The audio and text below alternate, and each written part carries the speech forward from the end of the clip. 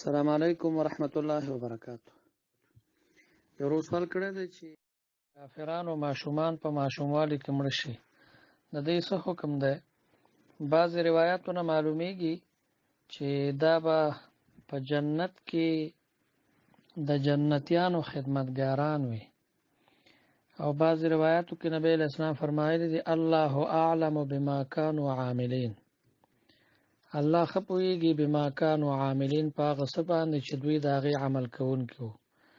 معنا دا ده چې د الله په علم کې ده چې دوی لوی شي نو دوی به ایمان راوړي که نه به راوړي، که خپل کفر او شرک باندې به باقی پاتې کیږي، نو دا د الله په علم کې ده، نو د هغې مطابق ورسره الله پاک معامله کوي.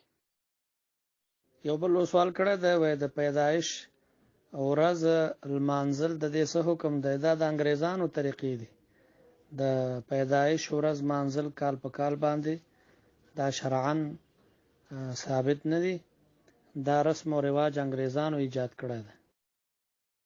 یو بل سوال کړی دی د ایجاب او قبول په باره کې، چې دلته بعض خلک وایي چې کله نکاح تړلی کېږي نو هلک او جنۍ چې هغوی په خپل منځ کې اتفاق وي، راضي وي، نو دغه وخت کې بیا پلار موجود وي یا بل مشر موجود وي، نو دوه شاهدان لېږل جنۍ ته دا ضروري نه دي. دا خبره صحیح ده، فتاوی حقانې دا مسله نقل کړې ده. دوه شاهدان لېږل زنانه ته چې د هغې نه معلومات وکړي چې ستا د مهر او د نفس وکیل څوک دی، دا یو مستحب عمل دی. که چا پې عمل وکړه ډېره ښه ده، که نه لازمي نه ده.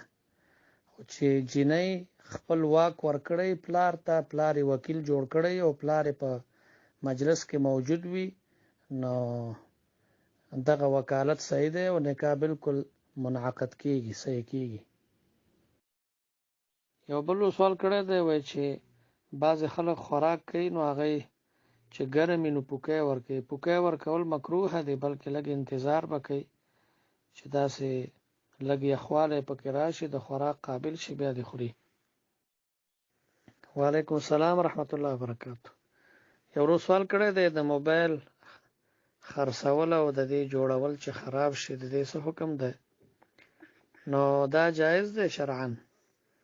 موبایل چې دی دا جوړ شوی د فایدې اخیستو دپاره، او دا د ګناه د آلې په نوم باندې نه دی جوړ شوی، نو فواید ډیر دي. که هر سړی ښه استعمالوي نو ښه استعمالوی شي، او نقصان یې کم دی چې مثلا څوک پې ناکاره ویډیوګانې وغیره ګوري.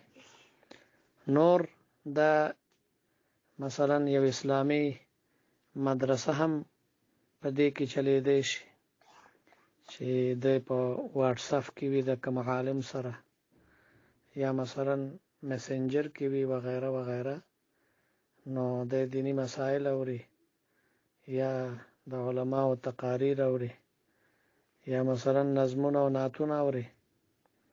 نو به هر حال کومه آله چې د ګناه دپاره جوړه شوي لکه ټي وي، نو د هغې خرید او فروخت منع ده. او کومه چې د ګناه دپاره نه جوړه شوي، د ضرورت په بنا باندې جوړ شوی، نو بیا که هغه کې ناکاره استعمالیږي هم خو فواید ډیر وي، نو د هغې کاروبار د هغې جوړول جایز.